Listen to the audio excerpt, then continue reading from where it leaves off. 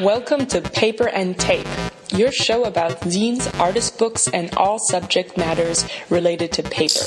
In English, in Vienna, hosted by me, Nina Prader, aka Little Doubter. This show runs like a tape cassette. Side A, Speed Date a Zinester.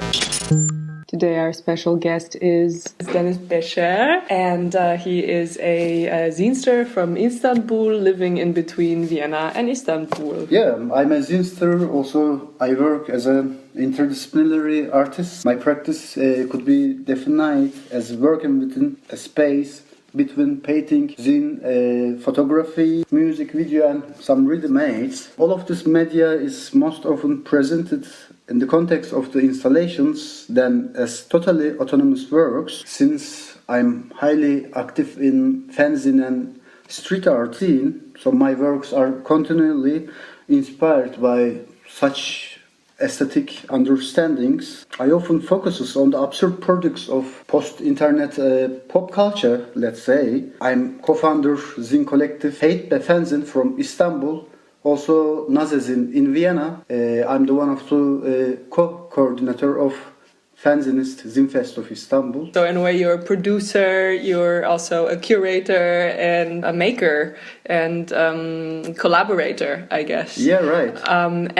But how did you even get into zines? How did you decide to take zines into your art practice? I think 10 years ago there was one of a special zine exhibition. We were just part of it, part of that exhibition project, and then I just realized that it would be my aim as a medium, let's say. Mm-hmm. Also, I just remember from my early kids days, let's say, also I was preparing some photocopy magazines, but I even didn't know that they are zines. I didn't have that kind of knowledge. Maybe that was the problem. But nowadays, of course, I know zine and the definition of it. So also that understanding and culture. So what's a zine to you? I mean, we have there's this general conception of what a zine is and a stapled bound booklet. But what's your definition of a zine in your art practice? Zine is totally independent publishing for me. I can totally express myself freely in that medium. So it's one of the important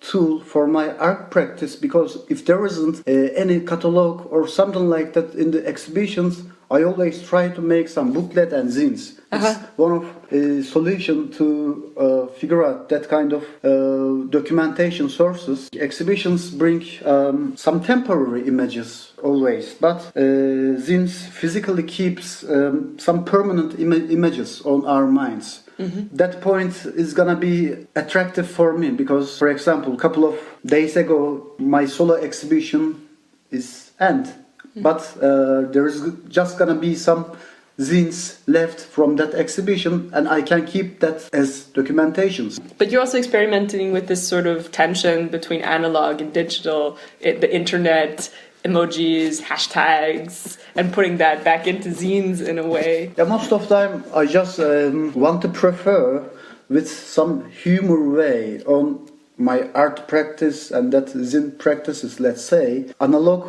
and digital seems pretty contrary each other, but most of the time I'm just trying to make some combinations of it. It totally brings different kind of dimension. And now you've also been on the show before in terms of a group discussion we had about the state of zine in Vienna. Yeah. And in a way, your voice was very much the take-home message of that particular program. It seems that in Turkey, zines, in comparison to other parts of Europe, for example, actually still have a radical and real political potential, especially now. And I wanted to ask you if you could elaborate a little bit on this. Day by day, there is going to be one of huge zine scene in Istanbul.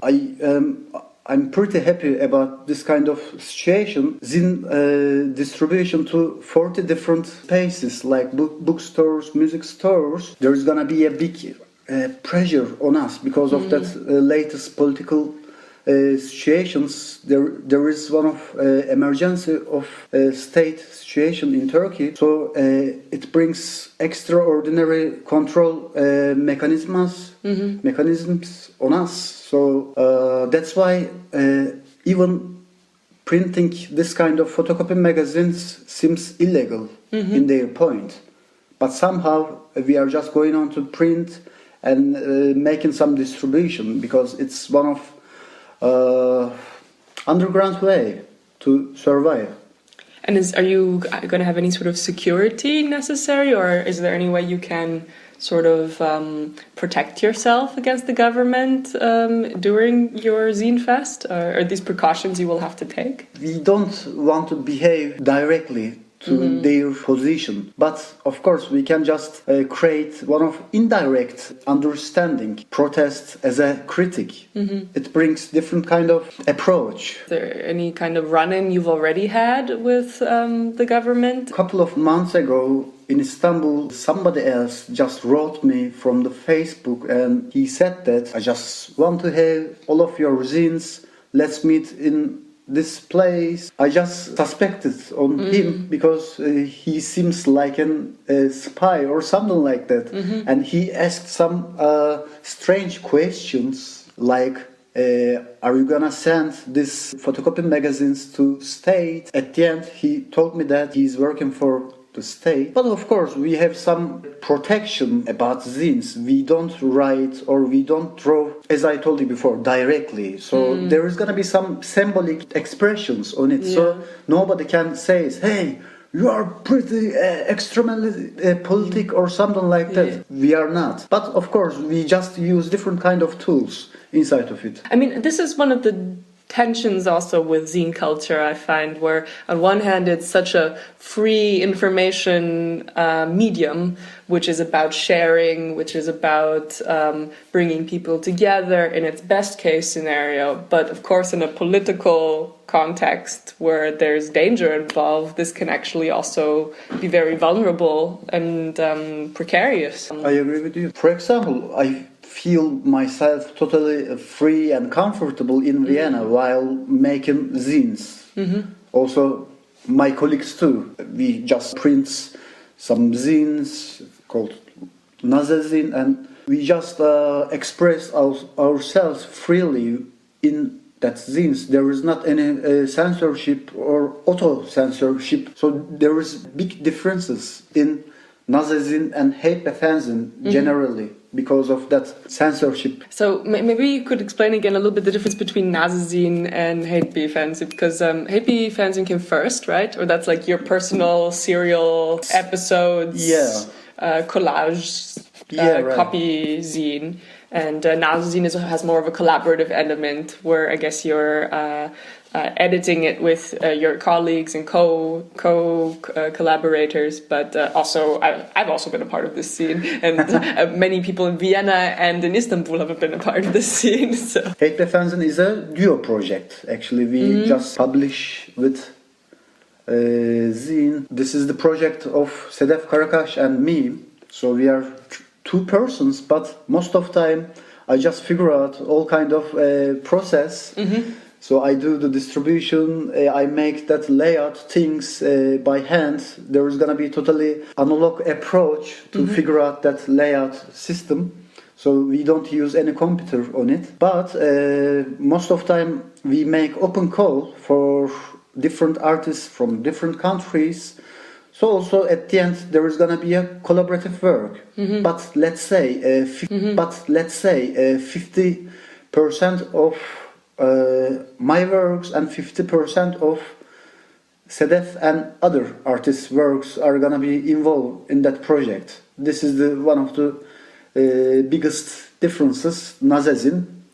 But zine is a project which is funded by Muzaffer Hasaltay, Lagarson, and me. We are three Turkish-Austrian artists, let's say. It's published in 3 different languages, so English, German, and Turkish. And most of time, we understand the zine and its events as a point for a get-together of the Vienna-based Turkish and post-migration subculture scene. every issue we are just trying to organize some zine release party and exhibition. I mean, you bring up also an interesting point, this sort of post-migration subculture and how you're translating that into your zine practice. I think that's a very particular take, because I think there's sort of zines that are political, then there's zines that are maybe more hipster, and then there's zines that are just purely aesthetic or becoming very much co-opted by the art world and the museum world. I wonder if we can share some details about this subculture.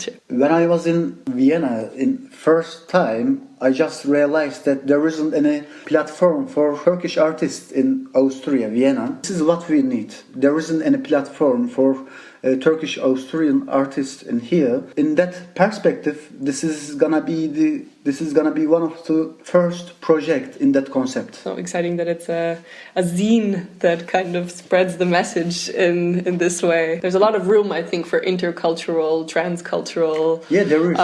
Ideas in Vienna, and zines are probably good hybrid spaces to even create those. Yeah, is there any sort of take-home message you want to share? There is one more point. I just want to talk about fanzinist Zine Fest of Istanbul. So absolutely. Actually, in this year there was more than 135 zines from 15 different countries, and we will be hosting totally different zines from all around the world. And this festival is based one of DIY understanding, so there isn't any budget.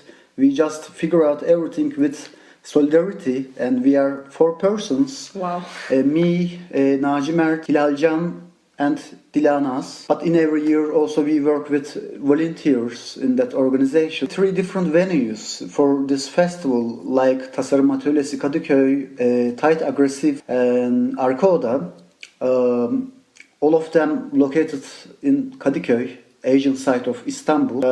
Concerts like Reptilians from Andromeda, Posterity, and Noise Jam and Company Fuck. They are hardcore and punk bands from Germany and Turkey. There was some zine workshops, talks about artist books and photo books. So it's one of the most comprehensive zine festival of Turkey. Let's see. I hope we will be repeating this festival in 2018, and it will be the 3rd edition.